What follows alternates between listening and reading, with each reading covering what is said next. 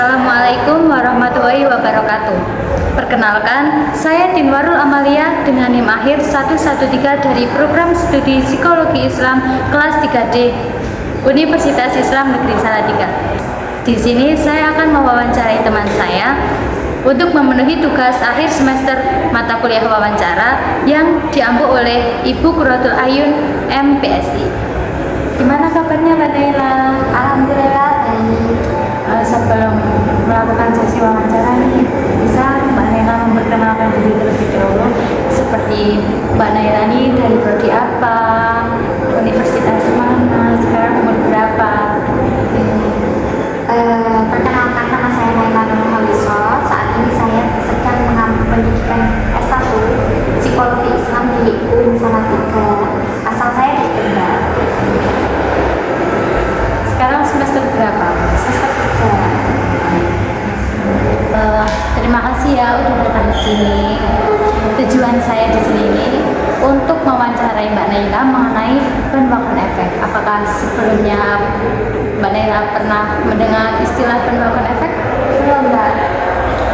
Jadi bandwagon efek ini merupakan fenomena psikologi yang membuat seseorang itu mengikuti tren, gaya, sikap maupun perilaku orang lain.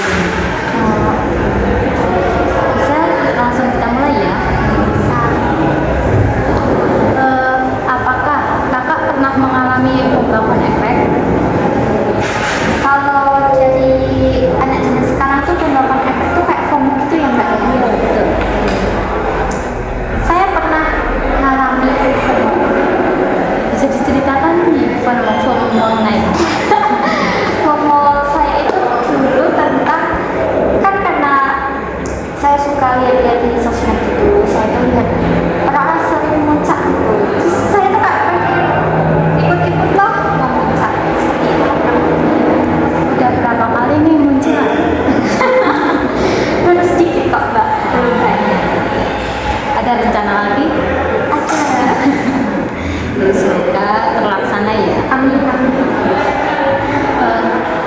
Bagaimana sih media sosial itu berperan dalam bandwagon efek ini? Menurut saya itu media sosial itu sangat berperan banget, karena sekarang kan zamannya media sosial ya, otomatis kita punya handphone, terus Instagram, WA, nanti kita tuh bisa mengakses berbagai banyak info di situ. Nah, dari situ kita melihat akhirnya tumbuhlah rasa bagusnya ini, bagusnya ini. Jadi kita bisa ikut-ikutan dari reels atau story-story orang-orang gitu. Jadi kita mengikuti apa yang muncul di sosmed gitu.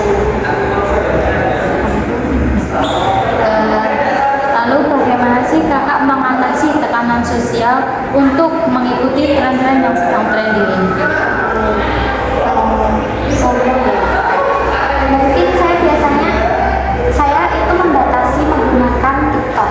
Jadi saya ketika udah masuk kuliah nih, saya tuh berjanji sama diri saya sendiri untuk nggak membuka aplikasi TikTok. Jadi saya udah 6 bulan nih nggak buka aplikasi TikTok, karena di situ saya kadang bisa merasa baper atau kepikiran lah karena postingan-postingan dari media sosial tersebut.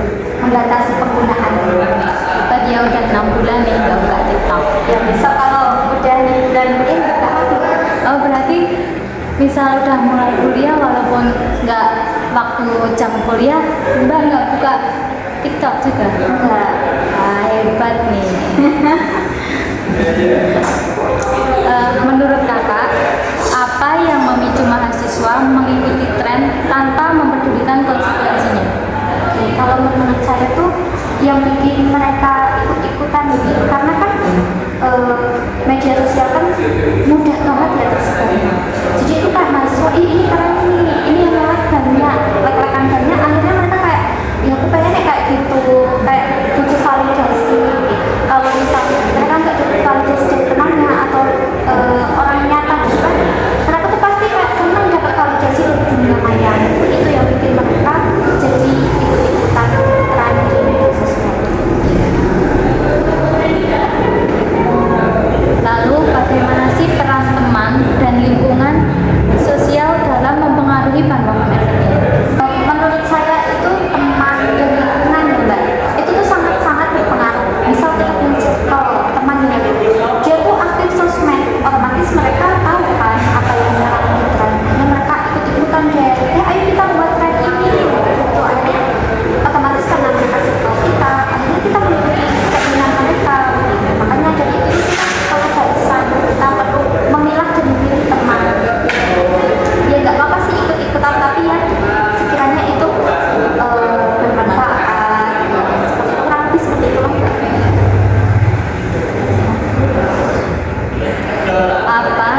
kakak lakukan untuk menghindari ini knock-on effect tersebut?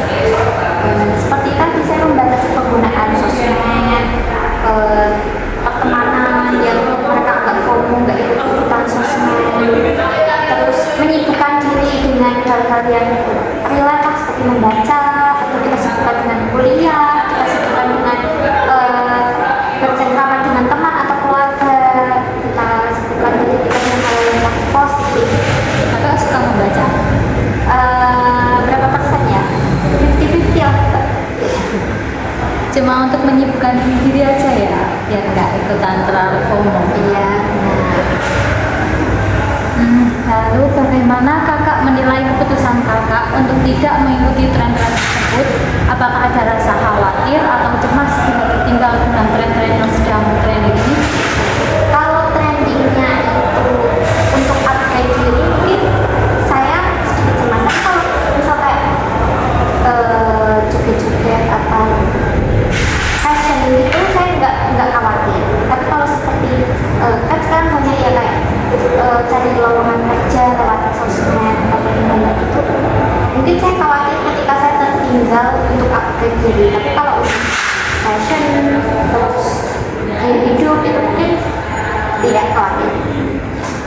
Berarti untuk hal-hal yang positif saja ya.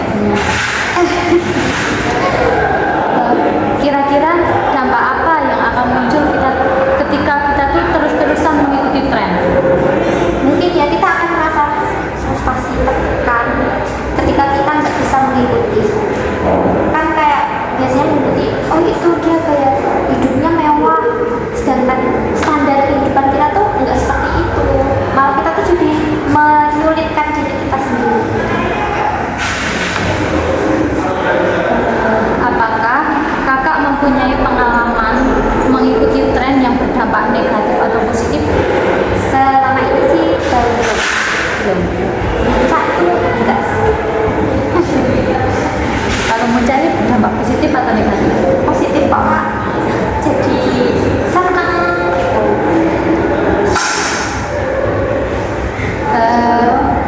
Bagaimana kakak membedakan antara pengaruh sosial yang positif dan negatif?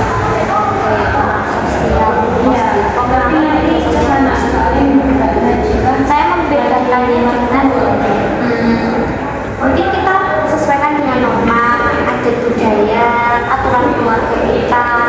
Dan kalau misal itu menyulitkan diri saya dan mengganggu masa depan saya atau saya upgrade diri, berarti kan itu hal negatif. Maka saya akan tinggalkan. Tapi kalau itu hal yang membuat saya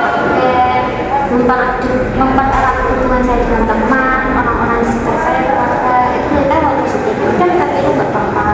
Jadi kan banyak konten-konten tentang lanjut.